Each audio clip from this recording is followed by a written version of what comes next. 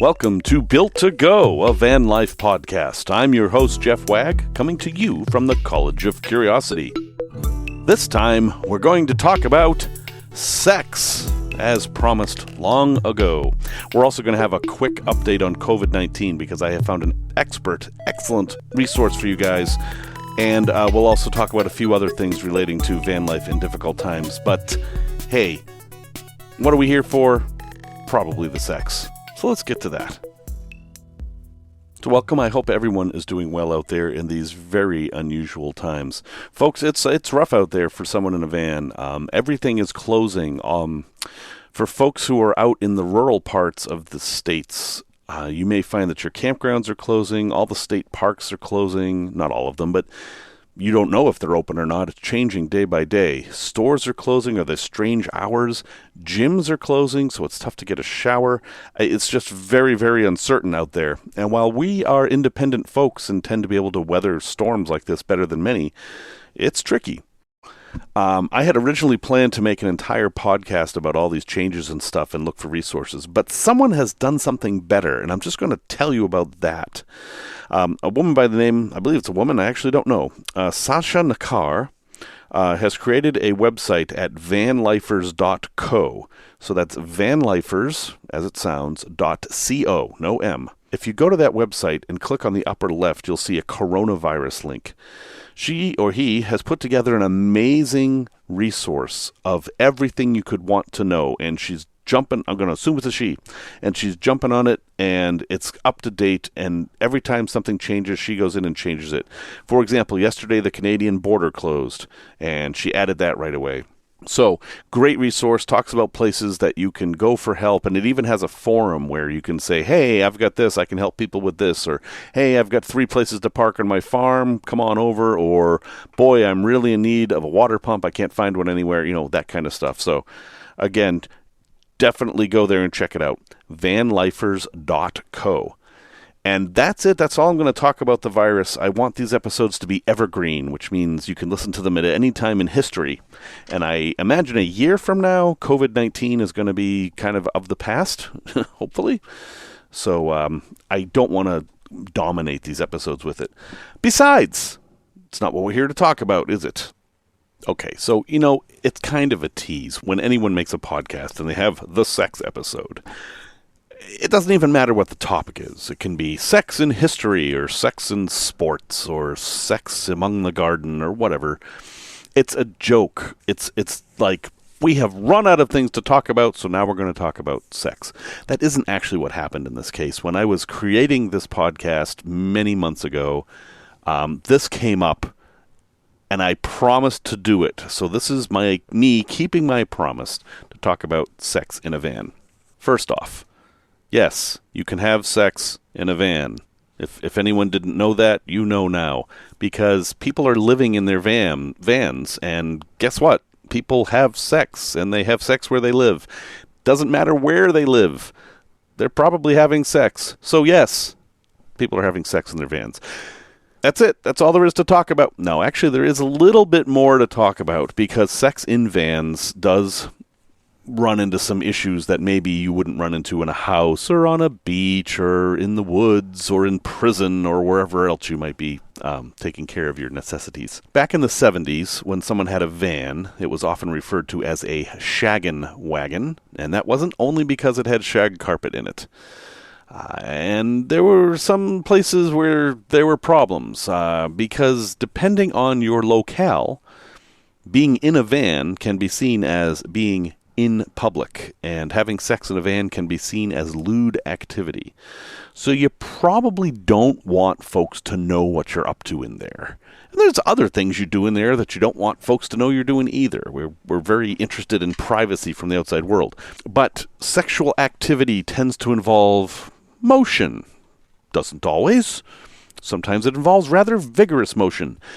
And you're in a vehicle that's on a suspension. And when there's vigorous motion in a vehicle on a suspension, it rocks, giving us the time-honored expression, if the vans are rockin', don't come a-knockin'. But you don't actually want it to rock. I mean, there are rhythmic advantages to the rocking that might be interesting, but Not for letting the world kind of mind its own business, the rocking is a bad thing. There's one very simple thing you can do to significantly reduce the rocking, and that is to put on your emergency brake. What the emergency brake does in most cars is that it pulls a cable in the back and locks the back brakes. That's usually how it works. Sometimes it locks the transmission. That depends on what you've got. But in most vans, it locks the back brakes. This prevents a significant amount of shaking from front to back in the van. And depending on how you have your bed or bench or sex chair or whatever you're using in there, that will significantly reduce the amount of motion visible from the outside from the front to back direction. The side to side direction, if you've got a horizontal bed, that's going to be much more difficult because then there are springs above every wheel or McPherson struts or coils or whatever your vehicle has. They're designed to kind of sway like that. I mean, they're doing their job. So if you're kind of in a rhythm, the van's going to show that from the outside. And if you are extremely rhythmic, you're going to increase those motions with every, shall we say, thrust. That is a little trickier to solve, but it is solvable. One simple way to solve it, and it may not be the most spontaneous thing in the world, is you can take your jack out, and you can put your jack on the axle and just jack it up a little bit. Not very much, just a little bit. And that will keep a little bit of the motion going. Ideally, you would want 2 or 4, honestly, but we figure you're in a hurry to do something else, so a jack can help. All right, so let's say you're going to park for a while, and you're going to go about your normal daily activities. You can actually get blocks of wood that you can jack up your van, put the block of wood in, and then let the van body come down and sit on the wood. So the wood's actually between the axle and the van, and that will basically defeat the springs, and the vehicle won't shake. If you were to drive like that, you would be hating life because you would have just disabled the entire suspension system. It's pretty simple. You have to be a little bit careful. I'd recommend you Google how to do that. But yeah, that would do it. And it also wouldn't, the other obvious way to do it is to get levelers or stabilizers like RVs have. But those have little feet that come down and touch the ground. And that's frowned upon in parking lots and such. Because, hey, you are in a van, you might be in a parking lot. You might be having the time of your life in a Walmart parking lot at noon, for example. And you might not want to put down the levelers. So there's that aspect. There's another aspect, and I've actually heard other van life people report this, is that stuff in the van tends to move with you. Be careful that you're not going to get kitchen cutlery and pots and pans and pictures and surfboards and stuff raining down on you in your moment of passion. Most people have a driving mode and a parked mode where they have cabinets open and cabinets secured when they're driving, and they're open when they're not driving, that kind of a thing. You want to batten down the hatches, so to speak. Because your motion that you create could be similar to the motion of the vehicle driving, and all that stuff is going to fall out, and possibly on you. There could be knives hopping off the block into the bed. Probably not a great scene, but hey, you do you. There's also the consideration of you've just had your 1 to 90 minutes or more of excitement, and now what? You're going to thank yourself if you have a plan for what to do afterwards. Now, a lot of people like to visit a bathroom immediately after sex, especially women who can seriously reduce their risk of UTIs by visiting the bathroom immediately after sex. Well, you're in a van, and hey, you may have a porta potty in there, but you don't have a lot of privacy. So I am not giving you any advice on that topic. Just think about what are you going to do in this case. And there's perhaps a little bit of cleanup to deal with, or maybe more, depending on what you're into. Think about how you're going to deal with that, too. It's not like you can just ball up the sheets and throw them in the washing machine, unless you happen to have parked in front of a laundromat, which, hey, that might not be such a bad idea. As far as people creeping on you, I'm going to reveal a little bit here. I have been caught in flagrante delicto in a vehicle. It has happened to me. And what happened was it was at night, and folks drove up and shined their light through the window, their headlights, and just kind of watched for a little bit. And so what we did was we stopped and looked back at them. And then they went away, probably laughing their butts off. The truth is, it's kind of just not that big of a deal. It's funny for them. They've got a story to tell.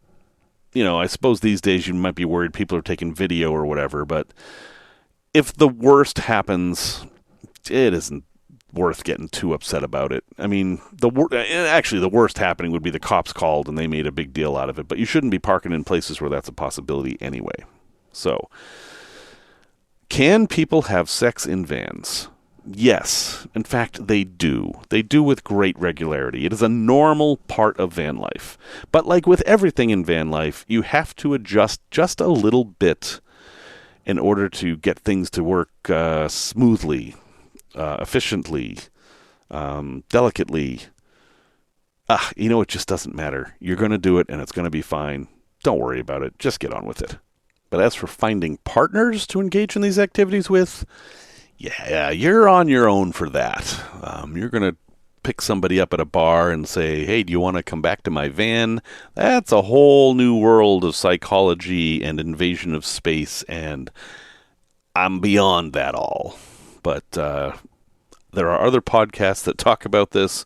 I don't have any experience in that area, so I'm not going to be much use. Just remember, though, you are bringing somebody into your space, and it is extremely intimate, and you're being very vulnerable. So be very, very careful. Please be careful. Okay, a little bit of tech talk, and I am not going to talk about sex tech talk. You're on your own for that, too. Although there is 12 volts in the van, and that's quite a bit of power. Somebody wrote to me, and I believe her name is Kara, and asked me about windows. Now, she happens to have the same kind of van I do, which is a Nissan NV200, and there are factory options for windows in this van. In fact, there's two different kinds. There's the just a window kind that kind of takes up the whole side, and then there's a window with a little slider that's usually used in the taxi edition of the NV200. And I imagine she probably is thinking, how can I get one of these windows in my van? Well, here's the story with windows in vans. First, decide that you want to have a window. I mean, think about it more carefully than just, I'd like to be able to see outside, because you've got a few problems with windows. First problem is you are eliminating much of the stealth capacity of your van by putting in a window. Windows say RV. That's just what they do. And that's okay. Just know that that's what they do. Second thing is, windows can leak. You are creating a vulnerability in your van, a place for water to get in. Third thing, windows reduce security. People think of windows as ways to get into a van. Now, the truth is, anybody with a drill and a jigsaw can literally cut a hole in the side of your van and get in. I don't know why people don't think of that. I'm kind of happy. Yes, it makes a lot of noise, but windows are more of an invitation. All right, you've got all those things. But there's also a lot of benefits. Like, for example, you get to see outside, which is something I have many times wanted to do. And you can maybe open the window and let some air in. So that's a great thing, too. And it lets in light, which, you won't have to use your lights during the day. Those are all good things.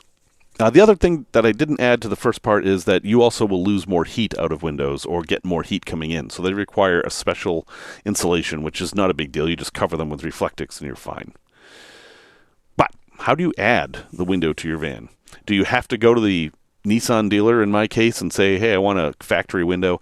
No. The truth is, about adding a window to the van, it's as simple as you cut a hole in the van and then you glue the window on. Yes, there's a lot of trimming and such, but that's basically all it is, even with the OEM windows.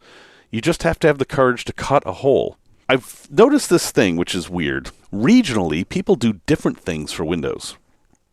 For example, in my area, for vans, what I see is people tend to buy this kind of oblong window with a slider at the bottom that has a screen that lets air in. So it's like an RV window or for a conversion van.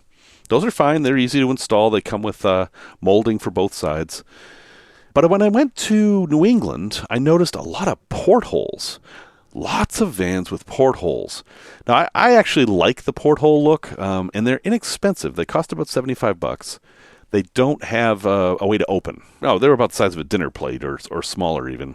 And they're usually very heavily tinted. So while that round shape kind of gives away that you're camping in your van, it's also a nice shape. It lets you stick your face in there and look out, and yet it's really hard for people to look in. So that's an option you have too. Again, if you were going to install this, all you would do is cut a hole in the side of the van. I'll give you the exact process for installing the porthole window if you're at all scared of it. You get your porthole window, and it comes with trim. And that trim will have, it's usually aluminum trim or plastic trim. You put it up against the side of your van, take a Sharpie, and trace the inside of it. That will give you your circle that you're going to cut. Then you take a drill, and you drill holes every few inches all the way around. Yes, you're drilling a hole right through the side of your van. You have to do that. It's the only way to have a window. It's scary the first time, the second time's not so scary, and after that you just don't care. And then you take a jigsaw and you cut that hole out.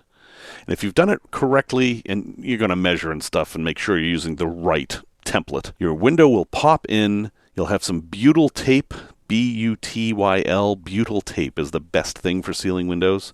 It's kind of like a putty. It never hardens, and it squishes into cracks and everything. It's really good stuff. You're going to line the window with that, push the window into the hole, put the two pieces of trim together, or one piece, however it is, put in the screws, and you're done. You can install a window in 10 minutes. It's not going to leak. It's going to be fine. Don't be afraid of installing windows and cutting holes in your vehicle.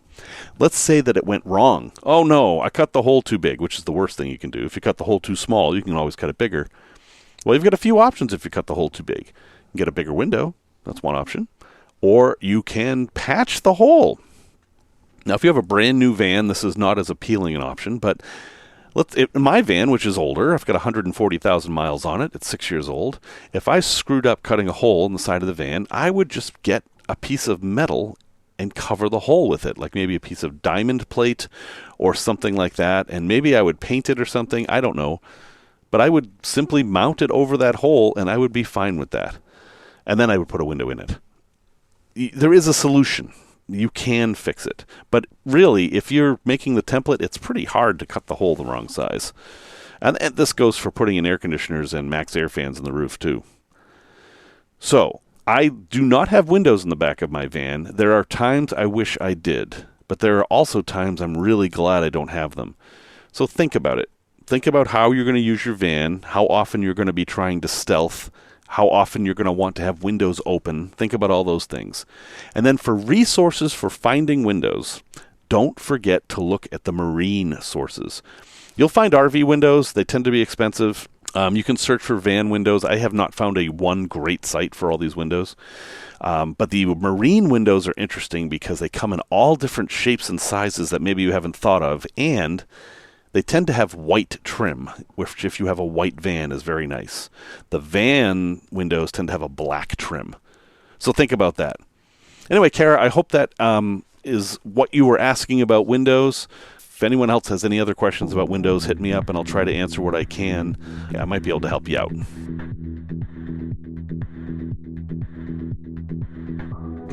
So this might be a strange time to talk about a place to visit because it's probably closed, but I'm going to talk about it anyway, just to plant a seed in your mind. In an earlier episode, I talked about mining for sunstones up in eastern Oregon. Well, there's actually a very famous mine in the United States that you can go to, and it's actually a public park. And it is a diamond mine. In fact, it is the only diamond mine in the U.S. And if you pay close attention to quarters, you know where this is, because this state's quarter has a diamond on it. And that state is Arkansas. That's right. Arkansas has the country's only diamond mine. And people have found some pretty big stones there. So I checked it out a couple years ago as I was driving back from Texas. I kind of made a diversion and went to Arkansas. There's a lot of touristy stuff around the mine, so you can spend your day mining and then like go out and have a beer at the pub, and there's hotels and stuff. So infrastructure is not a problem, and I don't think parking a van there would be a problem either. The way it works is this isn't a mine like a hole in the side of a mountain that you crawl through. It's a big open field, and what happened here was there was a volcano, kind of like the Sunstones, many, many, many years ago, and this volcano brought up a whole bunch of diamonds and just sprayed them around everywhere. And so what looks like a big farmer's field is actually an open mine, and it's many, many, many acres. And every day or every few days they go out with tractors and kind of churn up the soil. You park in this parking lot. It looks very much like a state park. And then you are welcome to just wander out there and start looking for diamonds. But there are tricks of the trade, as you might expect, and they rent things for you to help out. And the way most people do it is they have a bucket, like a Home Depot bucket. They bring that out there and they sit on it, and then they have a variety of scoops and strainers and sieves and box shakers and all kinds of things to kind of go through the material. It's all very soft. If you have a shovel with you, that would only be to pick material up. You wouldn't actually need to do any active digging. And it's kind of a cool thing. There are little tiny diamonds that you're likely to find, and then sometimes you get lucky and find a really big one. They also have a really cool museum there that talks about the history of the area and many of the stones that were found there. So it's just a kind of a nice day if you want to just go do something different. And heck, if you want to do more diamond mining and you don't have time that day, they will sell you bags of the material and search for diamonds when you get home. I was only there for a brief hour because I had a schedule to keep, so I did not spend that much time mining, but I did go out there, and they said that the best time to find stuff is after it has just rained, because any diamonds that are on the surface will have the dirt washed off of them, and they'll be much more obvious.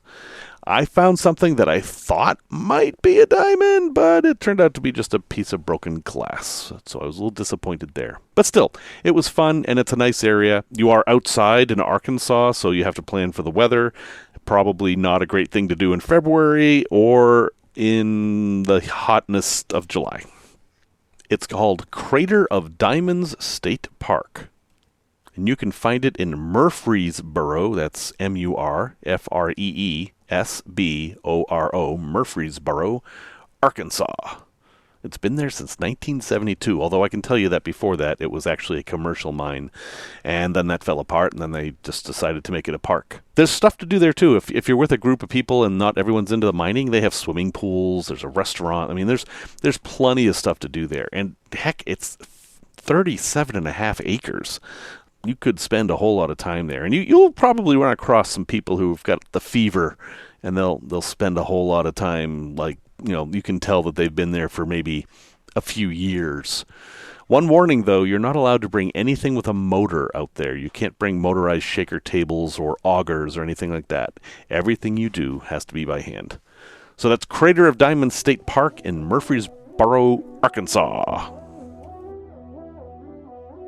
Tales from the road. Okay, this story is a little strange, so I figured times are strange. It's time for a strange story that I've been holding on for a while. This was way back in the 80s, and I was driving back to college. I went to college at Salem College in Salem, West Virginia. I was driving back from Massachusetts with some classmates, and we were driving up the very large hill on I-81, I think it's I-81, near Port Jervis, New Jersey, that leads up towards Milford, Pennsylvania. It's just a hill. It's not a big deal. It's part of the interstate, whatever. But my car was a standard shift, and I had been using it to deliver pizzas all spring break. And apparently I had done a bit of damage to the clutch. And as we're going up the hill, the engine's going faster and faster, and the car is going slower and slower until the engine goes as fast as it can, and the car stops.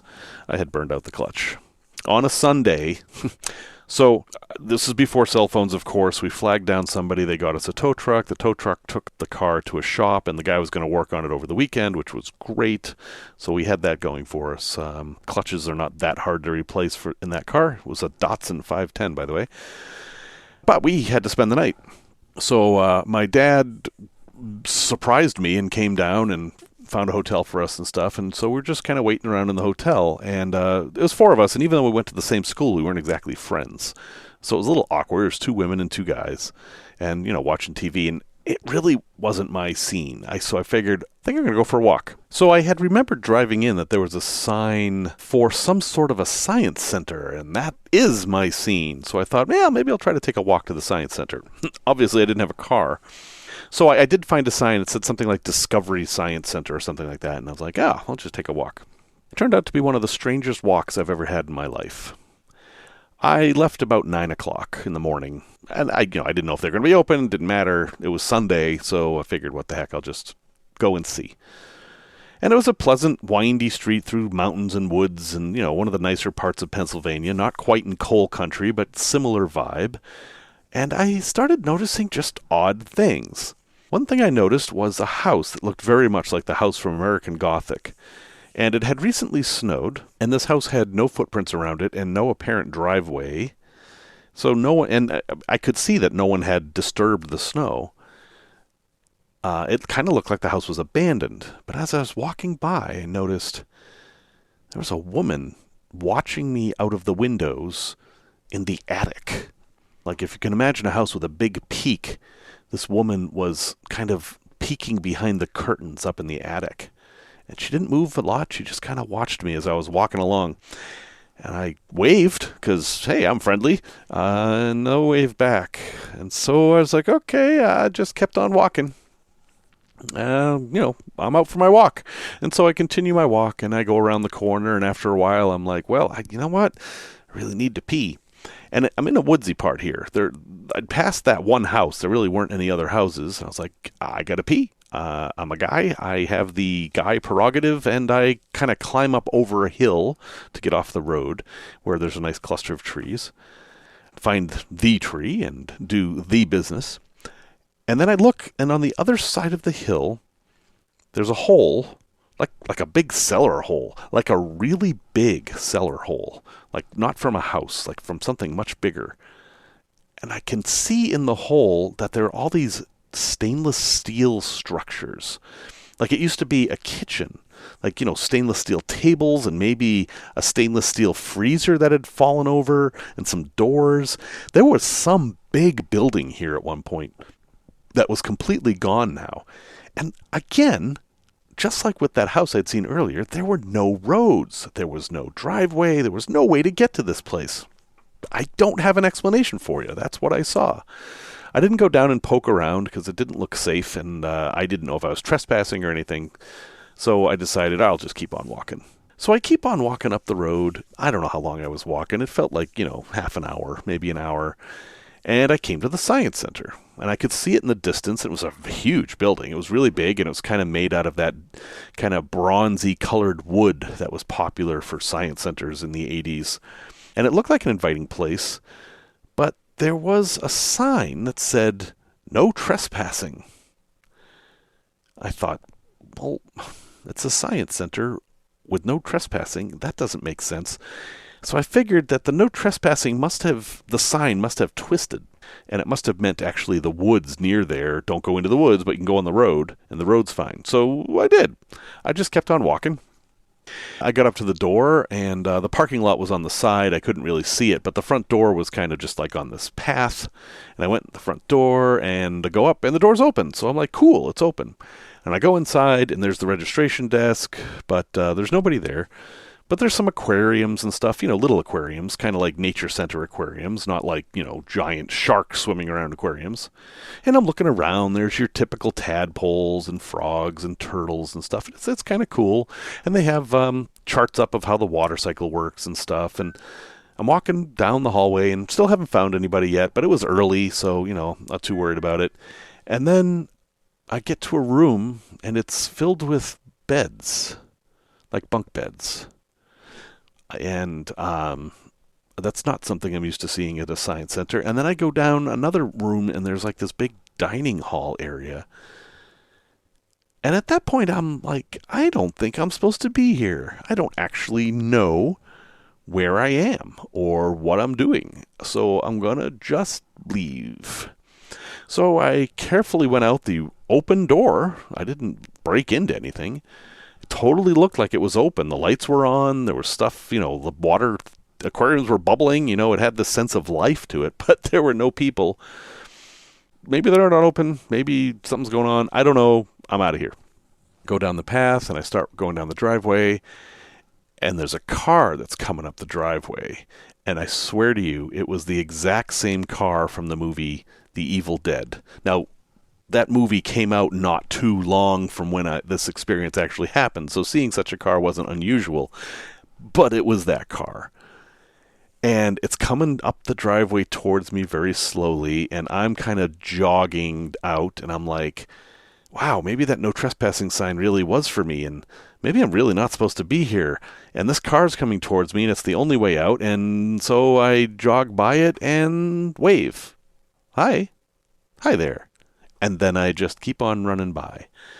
And kind of looking over my head a little bit, I see that the car has its brakes on. Can't see inside the car. It's completely black. And as I keep jogging away, the car speeds up and heads towards the science center that I had just left. I don't know what's going on. Anyway, at that point, I figure I've had enough walk. I take the 45 minutes or so and get back to the hotel room where they're still watching TV. And I get in and I just tell them about my little adventure. I actually didn't tell them too much about the weird stuff. I tell them I saw a deer, because I did see a deer, and I thought they would like that. And then I look at the clock. Now remember, I had left at 9 a.m. The clock said 9:30. All that stuff had happened in half an hour. Now, with stories like that, you must think something's wrong. And I do too. I am clearly remembering something wrong. I'm remembering the clock wrong. I'm not remembering the science center wrong. I could be remembering the old lady in the attic somewhat wrong. Definitely didn't remember the basement hole with all that stuff. That was there. But I can't see where it was wrong. I mean, my memory is exactly what I just told you, and it's that real to me. And yet it can't be. So make of that what you will.